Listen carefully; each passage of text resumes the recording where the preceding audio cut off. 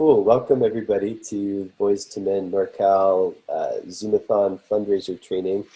I'm Matt Davis. I'm the Executive Director of Boys to Men NorCal. I'm joined here with Steve Kurtog.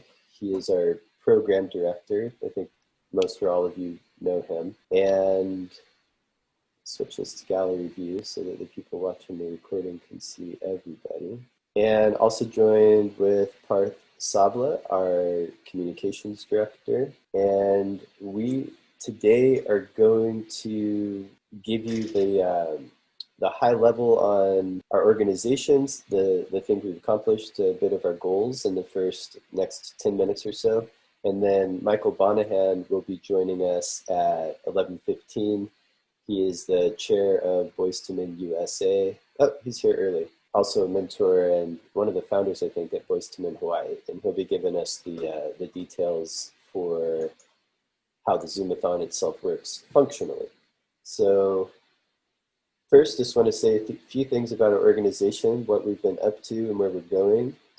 Boys to Men Bay Area has been a project that I think it's been 3 or 4 years that people have been trying to get this program going. About 2 years ago was when our core team formed in its current form, and we've been meeting every week for, I think, 20 months now. I think December 2018 was our first meeting. So every week in, week out, putting this thing together, and we're finally getting some momentum. We had our first pilot circle last year at Hoover Middle School, where we helped about between 15 and 20 boys and 5 mentors before we got kicked out by COVID. And we tried to continue in the online format and had a little success, but we've been regrouping since then. And now we have 24 mentors trained and ready, and we're looking at 4 schools, and they're doing what they can to receive us, right? So it's, they're in kind of a hectic circumstance, but we're growing, we're adapting, and we're seeing a real desire for our program, helping the boys, and the schools really want us. So I'm really optimistic for our future. We recently established ourselves as a California nonprofit organization. We have our bylaws, 4 of our 5 initial board members finalized, so we'll be filing for federal nonprofit status soon. That's exciting. And our goals, we want to have in this decade, we want to have a presence in at least 20 schools in the San Francisco area, and also a goal to have a presence in at least 1 school in every county in Northern California.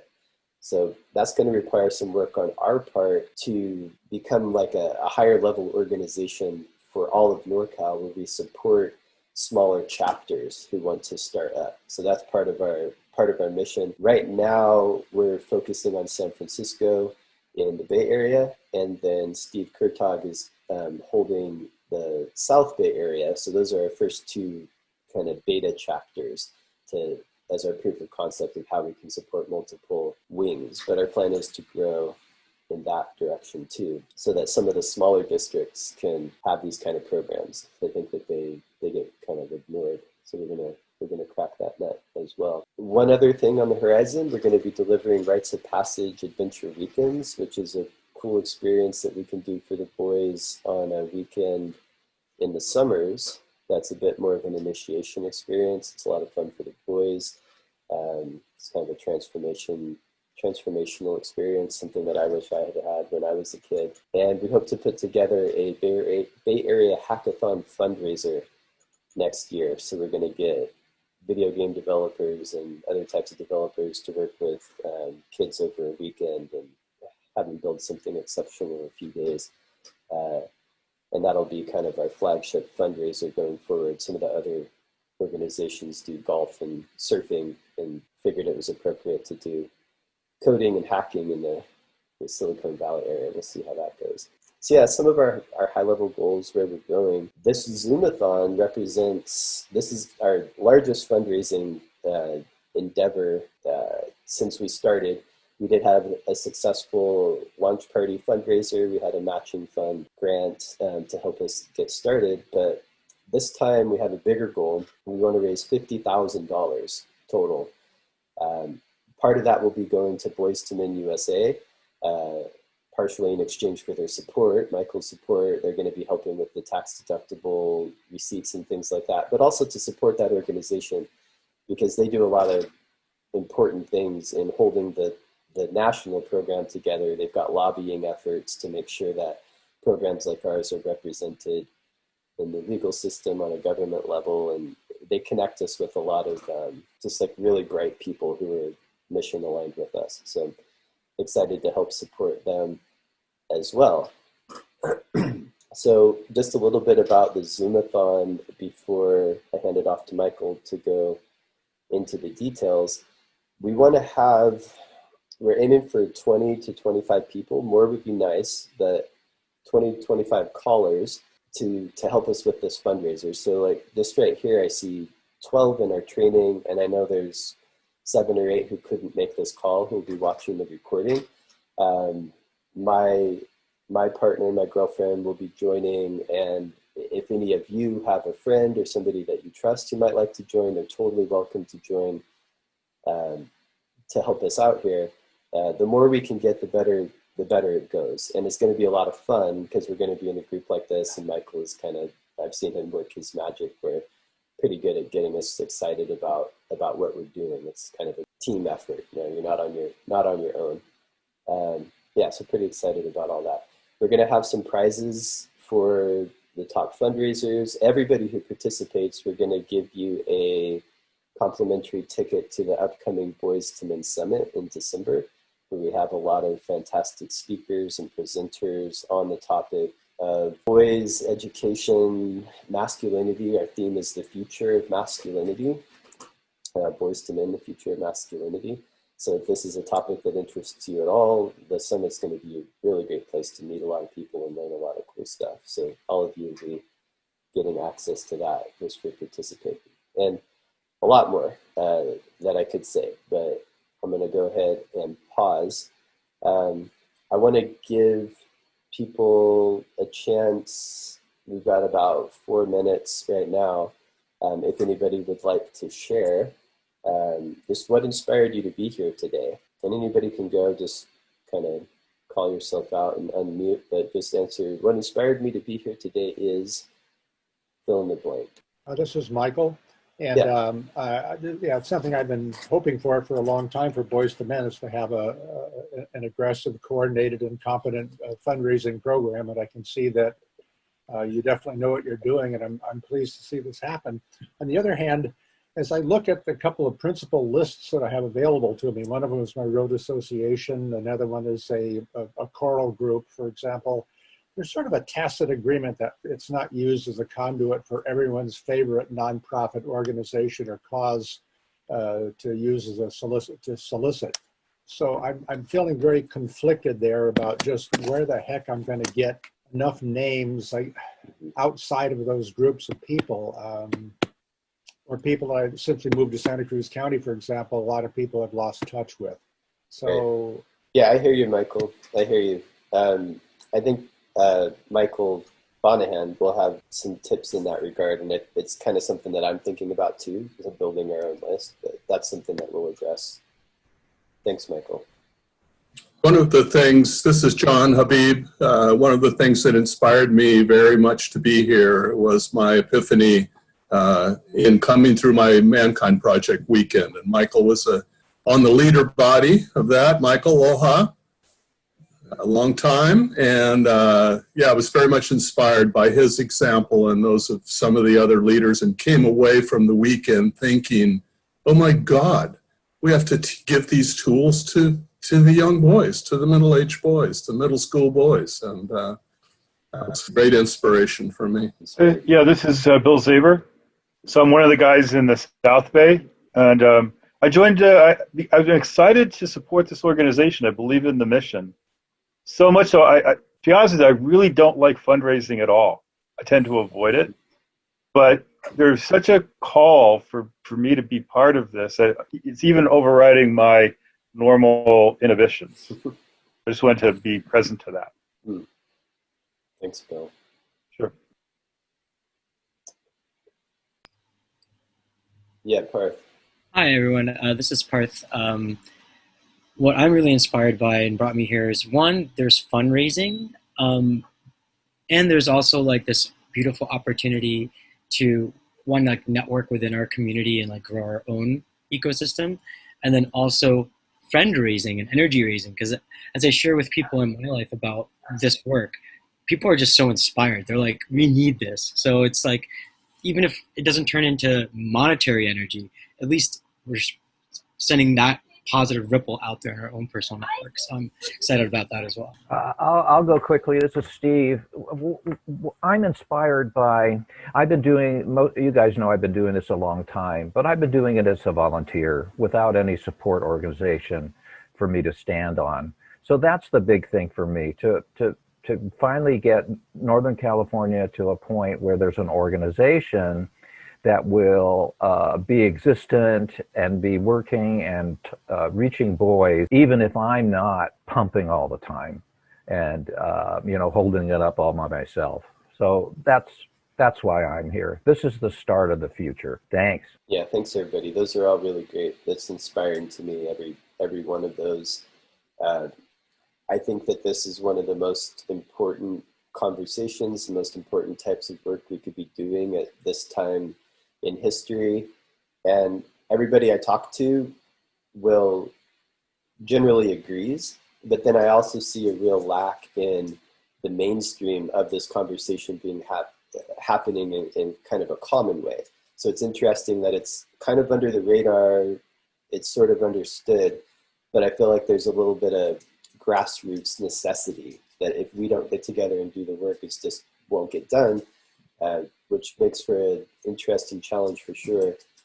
But an exciting one too, because I feel like it almost feels like if I don't do it, it won't get done. And maybe all of us feel that way. So I'm glad to see so many people here standing shoulder to shoulder to do the work, because it needs done. And there's boys, they don't even know, but they're counting on us.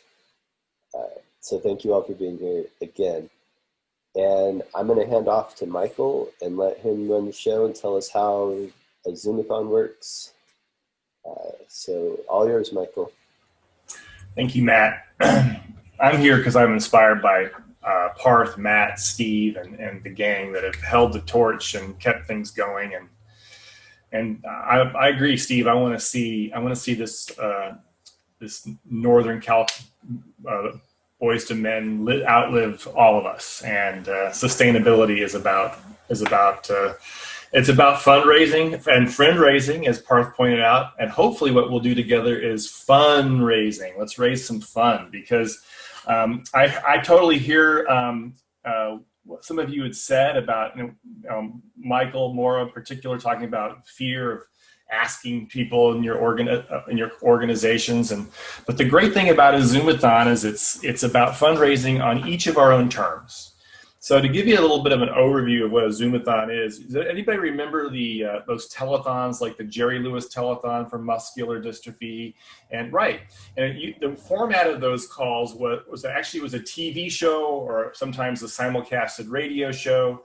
And there would be a bank of volunteers. They call them phone banks. And all these volunteers would show up from different organizations, and they would answer the phone, and the number to call would be advertised on the bottom of the screen or announced on radio. And you'd call in, somebody would answer, and either take back then it used to be a pledge when it first got started, because you'd have to mail a check in.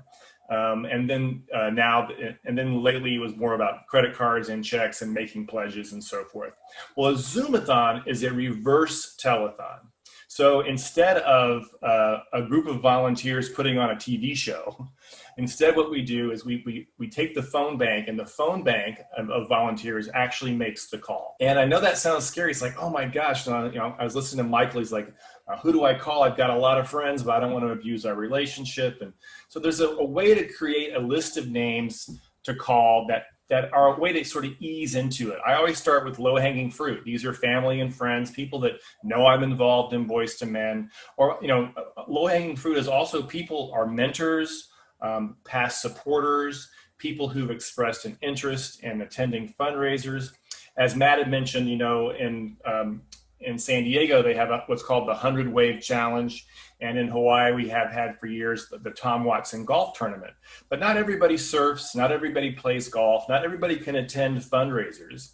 So the great thing about a Zoomathon is that all of the people that were excluded from those in-person fundraisers are now back on our list. And it's not like there's a set, for the to play golf with Tom Watson, the ticket price was $2,500.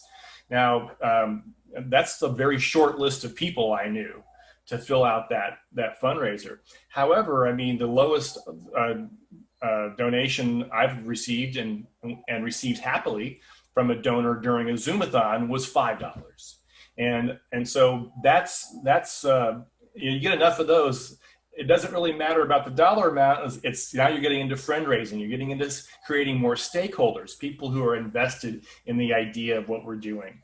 So, so essentially what it is well, the most important aspect is to get a big phone bank, to get a bunch of folks. I see we've got a dozen men on the call now. It's great to get women involved. Stakeholder is outside of the concentric circles. Let's say the middle circle are our boys. Then we have our mentors and our administration, and then we have sponsors and donors in the greater community. So it's the idea is to sort of build our way out from those concentric circles of support and bring people deeper into it.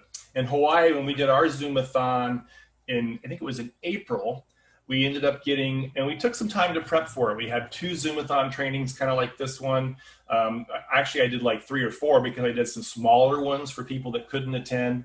And we got 18 volunteers to say, look, I'm going to show up for 1 hour, at least 1 hour on this day and time. I'm going to call into the Zoom and I'm going to follow the script, or I'm going to use a modified version of the script. And I'm going to enter the people who are going to be potential donors who I'm going to give calls to in a spreadsheet in advance, and I'm going to show up and I'm going to make calls. That's all I'm going to do. But I'm going to do it online with a group of a dozen or more people who are doing it simultaneously. We're playing videos on Zoom. If anybody needs help in explaining what it is, why we need the money, or if anybody needs support, you've got facilitators on the Zoom call who could jump on the phone and support you. Or if someone wants to Zoom in and join us, we can put them in a breakout room and train them up, and they can become part of the team. So it's a lot of, it's about building synergy, building the teamwork, and believe me, it's a lot of fun. One of the key elements to a Zoomathon is to get some matching money. So it doesn't matter how much, the more obviously the better, but in Hawaii we got $6,000 in matching funds. We had 2 donors at $2,500 each and 1 at $1,000. And so what was great is that as soon as we raised that first $6,000 on the Zoomathon, we were already over at $12,000. We just did a Zoomathon for Boys to Men Texas. They actually got $10,000 in matching funds, and so they ended up raising over $40,000. We raised a total of $32,613.04, and I'm going to share my screen. Oh, could you make me a co-host or allow me to share screen, Matt? And I'm going to share my screen and show you what a Zoomathon chart looks like. And this is going to go out as a Google Doc, and each person will have access to this as a link. And we'll build one specially for Boys to Men Northern California.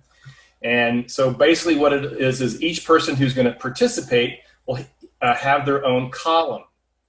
So like you can see, that's our executive director. That's me as the founder in Hawaii. That's our president of the board. This is our program director, our Oahu coordinator, lead mentors, family, friends. These are people, and this list goes on and on. So each person gets their own column. Mentors, this you can see. So we had a total of about 26 slots, I believe, and we got a total of 18 people. Maybe it was more folks, men and women alike, people involved in various levels of the concentric circles.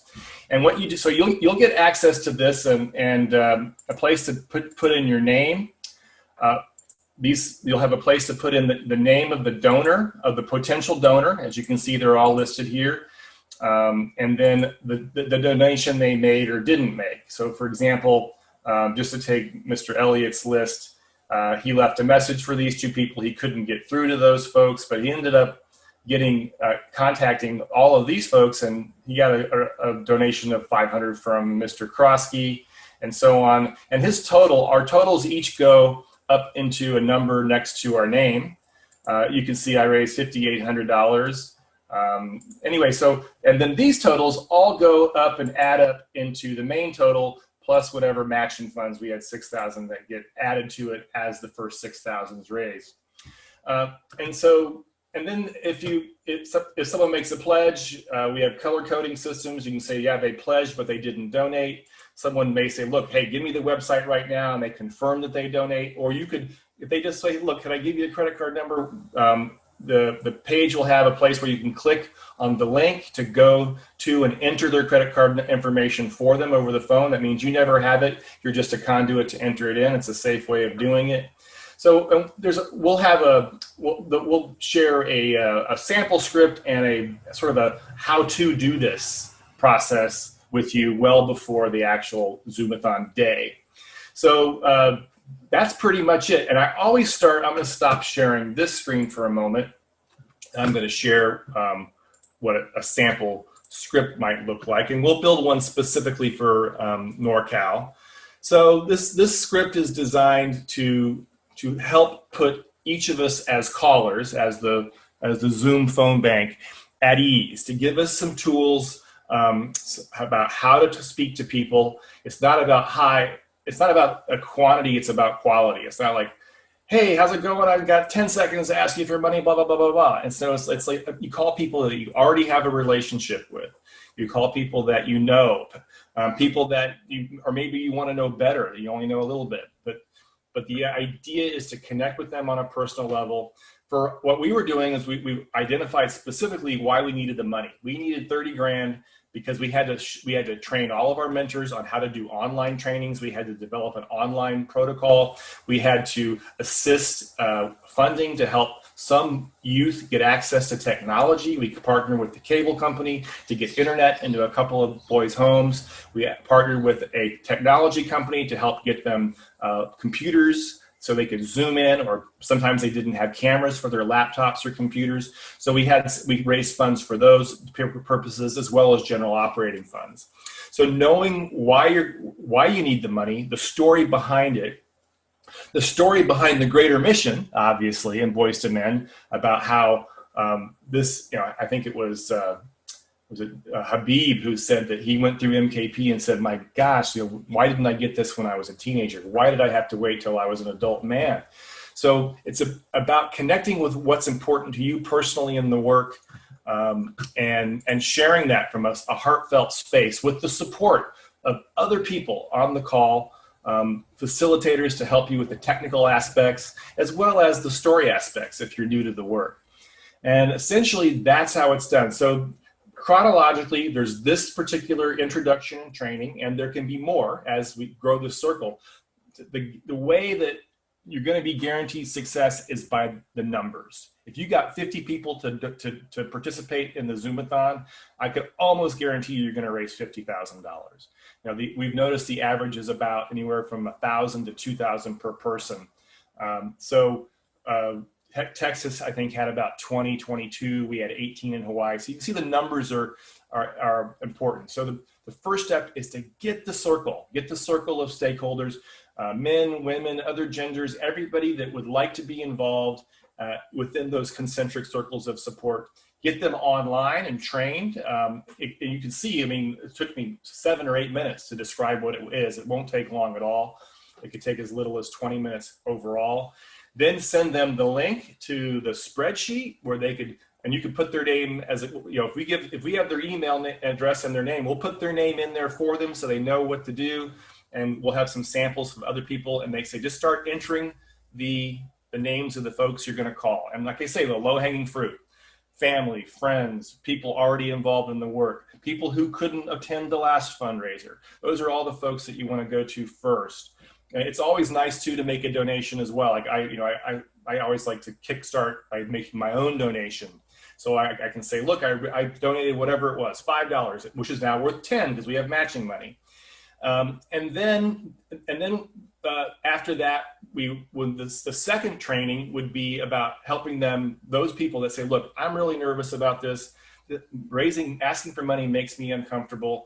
I'd like some support around that. So we have a separate call to support folks in stepping through the fear. Remember, we're not asking for money for ourselves. It's hard for me to ask for money for myself, way harder than it is to say, look, there's this group of boys that our future depend upon, and I'm asking for money on behalf of them.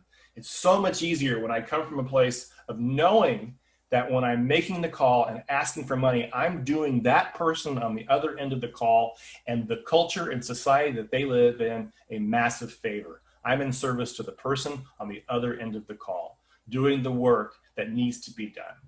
And so then after we've got enough people prepped and all ready to go, we actually hold the day of the Zoomathon. Some communities actually like to do 2 days, where they do, so that people that would be like maybe during the workday, people who would be in the evening.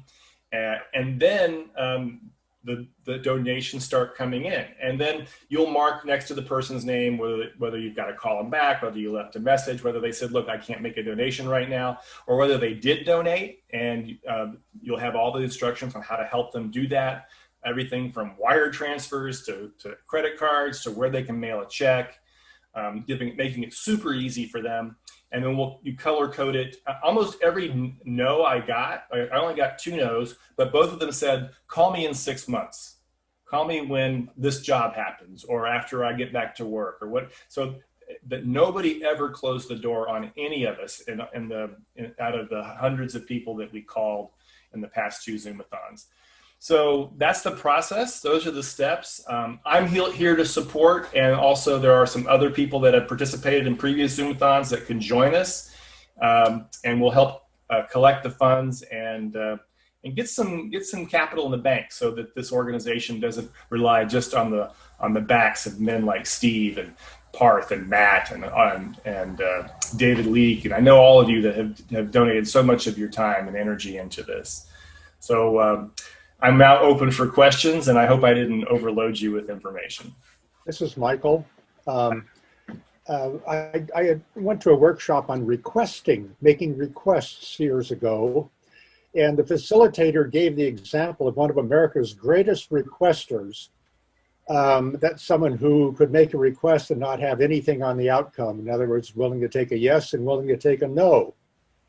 So that person was, okay, everyone, restrain your gag response, Donald Trump.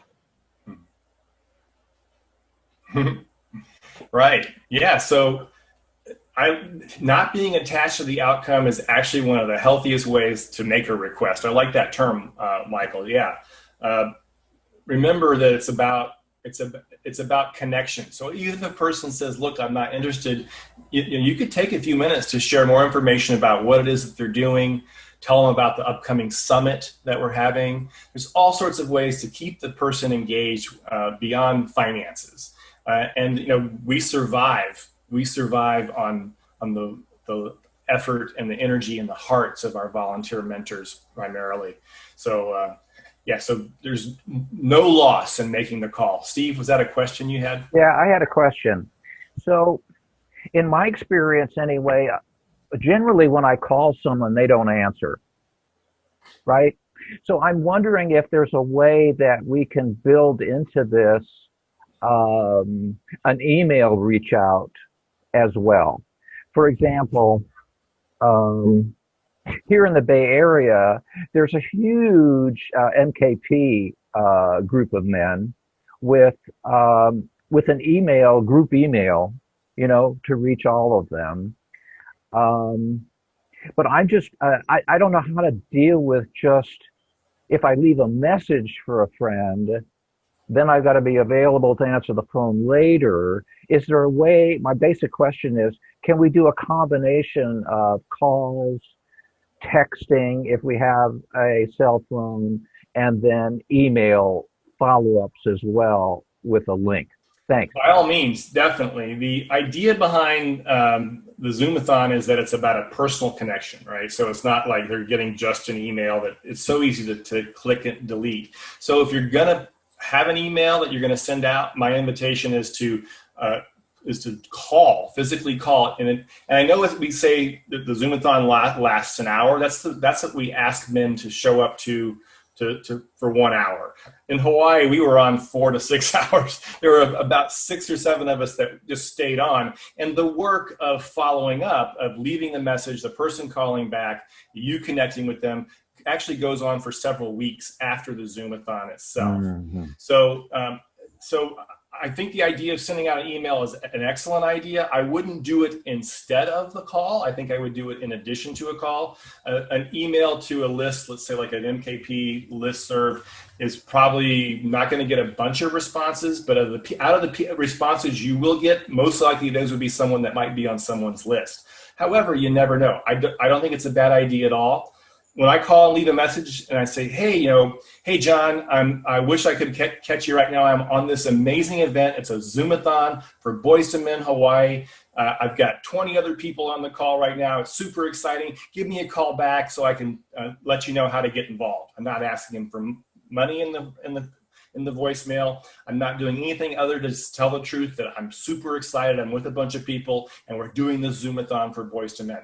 So that's how I leave a message. And if the person calls me back while I'm talking to somebody else and helping them make a donation, I just go straight back to them and call them back right away and push my list off beyond the hour. So, but there's a properly, carefully, beautifully crafted email is a great idea to send out to a large list. However, it's a both and. So I just wouldn't use it as a substitute for contacting people directly.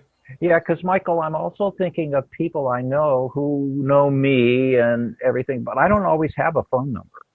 Aha, there you go. Yeah. Right? Because a lot of people don't like to talk on the phone. Yeah. No, I got 2 donations, like one for $50, one for $250, and it was all just texts. I had in my text, I had the link for the donation. I texted them the link to the donation.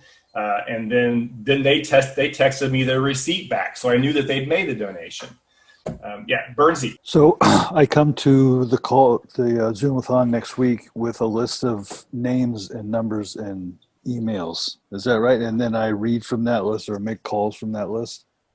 Yeah, so what you could do is have the names, emails, and their phone numbers and all that on a separate sheet. That's not something you'd actually share with us. And what you would do is you would put their names, like in some cases you can see like Sam wanted to protect the identity of this person, Chip. So he didn't want, there are some people that, you can just put the first person's initial and their last name, or their first name and their last initial. Just, you don't want to share contact information. But the reason we create the list is because one of the last things we do before we do the calls, we ask everybody to go on the list, and the administrators will go and see if someone's listed the same person, or 3 callers have listed the same people. And then what you do is we'll send an email or to contact those 3 people and say, look, each of you said you're going to call John Sklar, but that's going to be, let's only have one of us call, and we decide among the 3 of us who knows John the best. It's like, I've known John for 20 years. He'll do anything for me. I met John last week. Well, the guy that knows him for 20 years, let's put John's name in your column. And that's the reason we do the names. It's also a way to track the donations, but it's for our own internal tracking as well. Yeah, so first I'd ask in that, you said you're going to send out some scripts this week. So one of my asks is in the scripts, I clearly want to understand what we're using this money for, because I kind of have to mentally internalize that if I'm going to make the call. The other question I have is, do we ever use it as a reason why we do not use like a GoFundMe account? Because it seems like it's a convenient way you can put the amount you're trying to raise, and you can send people to the page, and people can raise money that way. And I believe, I'm not saying instead of the calls, but I'm saying why not? Is there a reason why we can't do that or haven't done that? There is no reason why we can't do it. I think one of the reasons why we haven't done it in the past is because it's something that we can control. If GoFundMe charges fairly decent fees, I believe it is, and in addition to that, you don't actually getting the funds is not always timely, and sometimes getting them at all has been a challenge because I think you have to like reach a certain dollar amount sometimes and so forth. However, so there have been reasons we haven't done it, but as you can see in this sample script, we did our thing right after COVID really kind of hit and everybody was in isolation and quarantine. We asked, how are you doing since COVID-19? Are you getting enough human connection? Do you feel supported? Share what's going on for you and say, that's why I'm calling today on behalf of Boys to Men Mentoring. We've got a lot of boys who need human connection, who need support at this time. So we're creating an online platform, training our mentors, our boys, their parents, and all. So we do build that in there. I mean, and there are some statistics. I mean, if a boy is living in a household where there's violence, where there's unhealthy masculinity, he doesn't have 8 hours at school to get away from it. Now it's a pressure cooker. It's even the struggles and the challenges he's facing in that toxic environment are now doubled. And so those are like some of the reasons you can give depending on what your plan is. And I know that Matt and Steve and Parth and those of you on the board have developed a plan. It's just about articulating what that is, what the need is, and how we're fulfilling it, and relating it to it being a human need, not a need just for the boys, but it's a need for all of us as human beings. Also, to piggyback on that, the Boys to Men USA site has a donation widget that's what you would link them to. So, like with GoFundMe, you can send them to a page that says everything. We'll have a page like that you can send them to that will kind of play similarly to it. But that way it goes right into the Boys to Men system and makes it easier for us to file the tax, like give them tax receipts, because it's tax deductible donations also. So that'll be one of the communications that we handle at the end. Yeah. Go ahead, Michael. Yeah, so are we also, in addition to those other ways of moving money, also just taking people's credit cards, or? Yeah, we could, yeah. So every possible payment option will be made available because we want to make donating as easy as possible. And I heard someone say, or maybe it was in the chat about Facebook. So yeah, we could take this is one of the pages from the Boys to Men Texas fundraiser. We could live stream pieces of it on Facebook. You could make a sheet that connects, or a promo that's on Facebook that connects to our donation portal. So I think the more diverse way of getting the word out, the more ways of spreading the word. The key obviously is the number of people in the Zoomathon. If you can get 50 people in the Zoomathon, I mean, it's almost inevitable. You can't help but raise the money. And I love that there are already a dozen people on this call. Let's try to make it 24 total, and then you're off and sailing. So one more thing is something I would like to do is I'd like to put a post on my Facebook page, telling people, hey, because I haven't even done that yet. Hey, I'm in this Boys to Men, and I'm in a fundraiser, and we're looking if you would be interested in making a donation. This is what we're doing, and here's how you can participate.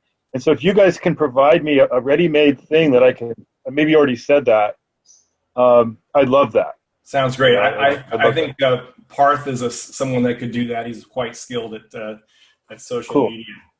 Cool. John, did you have your hand up, or you're just saying that you would like that as well? Yeah, thank you. I'm still a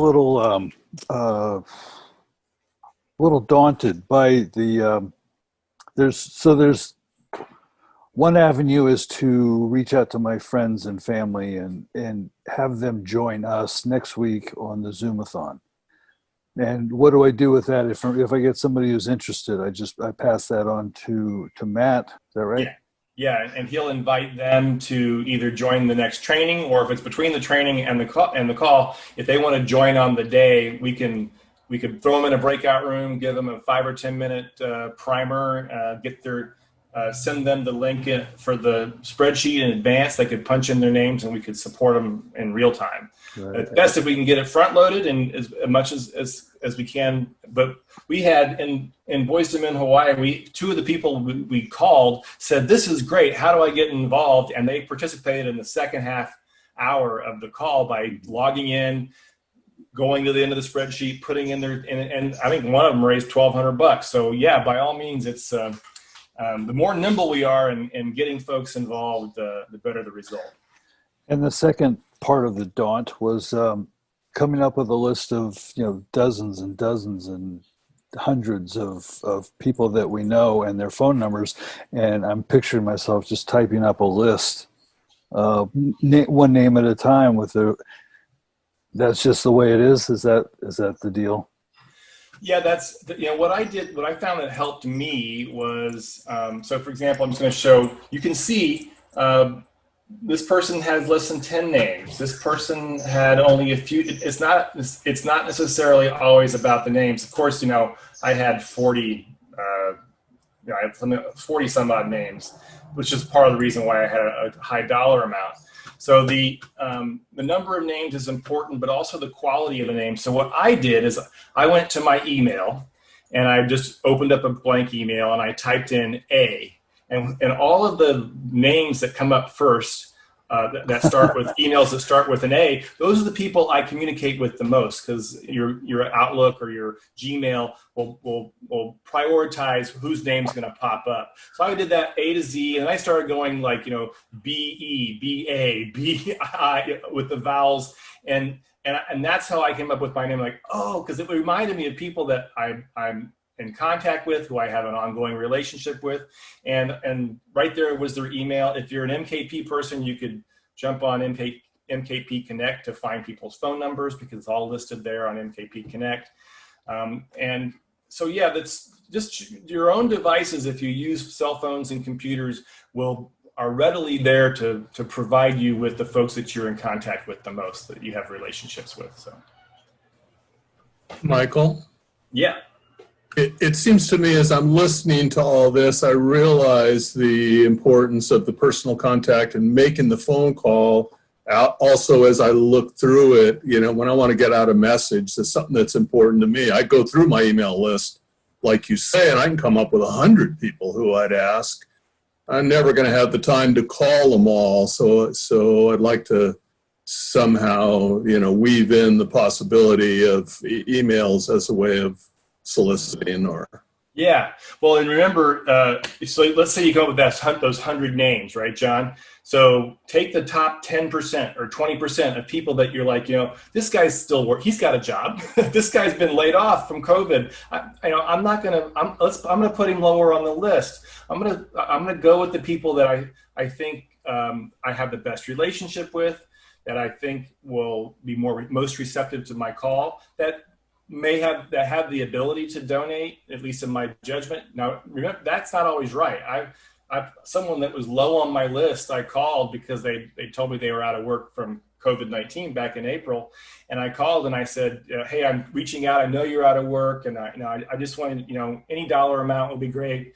He donated $500. He was like, look, I've got savings. I'm going to survive. What you're doing is super important to me. And I'm going to do it. And so I'd misprioritized that person based on my judgment. So start with your top 10, 20%, and go ahead and put the rest of them on your list, because my calls went on for 2 weeks, not just an hour. I spent about 4 to 6 hours the first day, but yes, Michael. Yeah, the script that you showed earlier was pretty wordy and lengthy, given one of the main tenets of advertising is that you've got 3 seconds to get your message across, and if you're lucky, 3 seconds, maybe 1.5 seconds. Yeah. In the modern world of data overload. Yeah, so there's only actually about 2 or 3 lines of script. The rest of that is about prepping yourself, getting yourself in the right mindset. There's data on there about if I can find that again. There's data, and Matt and your team will customize the script. It sounds to me like Michael, you should be on that team. But as you can see, it's like about taking a deep breath, be prepared, have the list of names, and then we have things like, did you know that for every $1 invested in Boys to Men saves $12 in costs? We have, since this would be like since 2013, Boys to Men has trained over this was for Hawaii, over 300 mentors, and we've served over 2,600 boys. So these are like things that, just that you can fill in that are more appropriate for your community. In that actual page, there's only a few lines. And you're right, Michael, the 3 minutes or less is the most effective as far as the actual ask. Bill. So one of my asks is I like to have 3 key bullets. Like, we use the money to send boys to weekend retreats, to do this and do that. I want the three top things that we're going to use the money for present in my mind. Mm-hmm. And I want to just cleanly say those. Nice. Boom, boom, boom. This is what we use. And it was cogent, clear. That's my ask. Yeah. And if you were in Boy Scouts with, let's say, some person you're calling, you can say, hey, remember those weekends we used to do? They're not happening anymore, but now we've got something that's like what we used to do on steroids. And it's really, so it's about personally relating what we're doing as an organization and to what we wished we'd have had when we were boys, or what we knew worked when we were boys as well. Also, yeah, you can also practice on spouses, roommates, partners, and role play. Even having them take an oppositional just to put you on your edge. Perfect, exactly. And if there's somebody that you're having trouble with, but you know that you might need some support, you can text. There'll be a lot of us on the call that I'm fearless. I'll ask anybody for money as long as it's not asking. I can't ask money for myself. That's when the fear creeps up. But when it comes to Boys and Men, I am fearless. I'm getting on a phone call with George Foreman, the George Foreman, this afternoon, and I'm going to ask him to come and speak at our summit coming up in December. I've only met the man once, but I'm stepping through that fear. I've already talked to his manager and partner, and they're supporting it. So I'm fearless. If you need any support talking to somebody through the process, I'll be available on that day and beyond. And I know there are other people on this call that have those skills as well. So I've been taking notes about some of the things that we're talking about here. We'll have a promo packet for you that has some frequently asked questions and things like that. So you can look at it and, get into that state where you're ready, without those questions kind of hanging out in the back of your mind. And then also, as far as the list, like having 100 people on your list and like, oh, I can't call them all. I'm just thinking about 12 people. If it were 5 minutes per person, that's an hour. I think 12 people, if we all had 12 people, we would do really well. If you breeze through that and you've got 5 or 6 more, that's probably about the time that we're asking for the commitment here. Parth and I are going to put together some digital tools too, so that if you want to do an email or something like that, you'll be supported in that way too. But about 12 people for the Zoomathon, and we'll get you our full fundraising suite, so that if there's more that you want to do, you can follow your ambition there. John. I also love the idea of a post on Facebook. I think I could raise a ton of money by contacting Facebook people. Outstanding.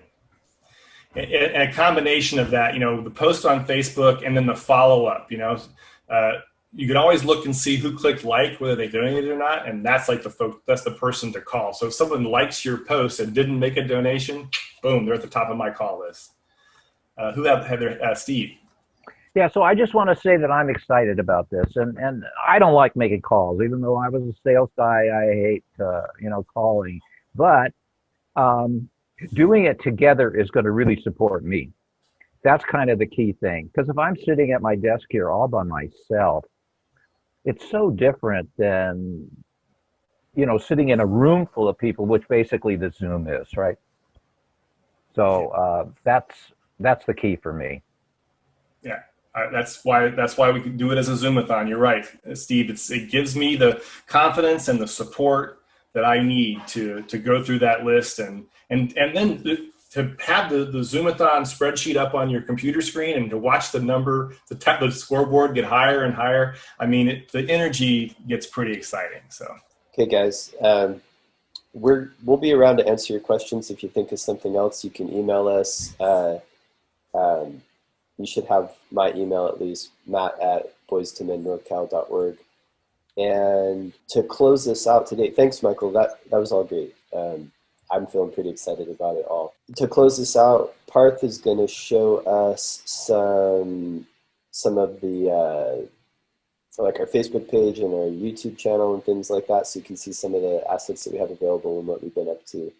So I'm going to hand it over to him. Great. Thank you, Matt. Thank you, Michael. Yeah, we know that we wanted to be able to equip you with all the online tools that we do have set up. For instance, we have a website, we have a Facebook page, we have a YouTube channel. One moment, I'm just...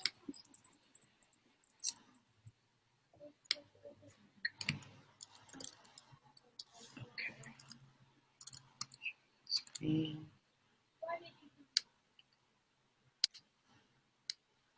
So our website, just for everyone's information, is boystomenbayarea.org. Right, so you can always share this, and this will be provided in an email, in the email kit that Matt mentioned. But just wanted to give you all a quick overview of what we do have. So this is our website. Also, BoysToMenNorCal.org goes to the same site. So we're kind of rebranding to. Yes, exactly. We've upgraded from Bay Area to NorCal, but they both go here. So there's our Facebook page. We also have a LinkedIn page, FYI. So I'm currently in. And this will be rebranded to NorCal. But we also have a LinkedIn page, FYI. And then we also have a Facebook page. So on our Facebook page are a number of different videos that you can visit. If you haven't liked the page yet, then please do like it so you can get future notifications and updates. We also have a YouTube channel, so Boys in the Bay Area. We have a number of videos here. So we actually had a launch party / online fundraiser at the end of March that I think some of you may have attended. And many of the clips from some of those talks are also over here. So you've got little video assets here as well that you can share. Here's a wonderful, just 57-second video on the impact of Boys to Men on mentors. On mentees. And then this is also our donation page. So this is actually the donation page for USA. And then when you go here, you can scroll down to, oh, sorry, mouse is a little wonky at the moment. You can just go down to California and then pick the network and then click on next, and then you can submit your donation. You can provide either one-time, monthly, quarterly, annually. These are the different options we can provide our friends. I think that's about it, actually. Parth, I'm wondering if you'd be willing to send out those links to the list. Absolutely. So in the email, the follow-up email, you have all these links there for you as well. We'll be giving you this kind of stuff in the email so that you have it all available. Just wanted to show you that we have some things out there that you can show off if you need to. And that's about it. I feel pretty excited about the thing, and thank you all for being here. We will be in touch with kind of the follow-up promo kit with a lot of these questions answered. We're shooting to do the thing next week. After this call, I'm kind of like, is that too soon? I'm pretty sure we can pull it off. But maybe we'll discuss and turn that into another little pep rally and then do the event in a week. I see Michael's head nodding as like sage wisdom of like, you guys need a little more time. More prep. If we can get a couple dozen folks on these prep calls, success is guaranteed. Right, because if we're going to aim our shot, I want to hit the target, and so we might be trying to do it a little quick. But we'll be in touch with you about what to do, particularly with pulling in new people, because I don't want you to be like, hey, come join us, and then there's this rushed thing. So probably we're going to push it back at least a week, but we'll be in touch with all of that. Yeah. Matt, I had a quick question for you, Matt. Can you mention again the dates and times for the Zoomathon next week? Well, yeah, that's what I was just talking about. But what we were aiming for was Friday and Saturday, so that's the 9th and the 10th. But I'll send you an email with the times. We may do another rally like this at that time, and then have a further event that's like the actual calling. I think that's what this is all in the moment, so I don't want to commit, but I'm pretty sure that's what we do. John? Matt, I'm coming off of an experience of trying to round up our circle of boys. And yeah, definitely need a little more time to, I've gotten 0 calls back from many, so.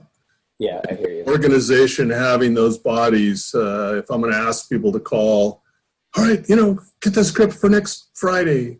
Right. And it's also easier to ask somebody to do something that's something kind of scary that's far in the future. Like, hey, do you want to do this thing that scares the crap out of you in 3 weeks? And then they're like, oh, sure. Exactly. It's tomorrow. Exactly, yep. Yeah, so we'll put our heads together and come back with everything you guys need to help this be a success. Cool. Well, it's 12 o'clock. I want to keep my word and let you go at an hour. Thank you all for being here today. Thank you, man. Aloha. Take care. Michael.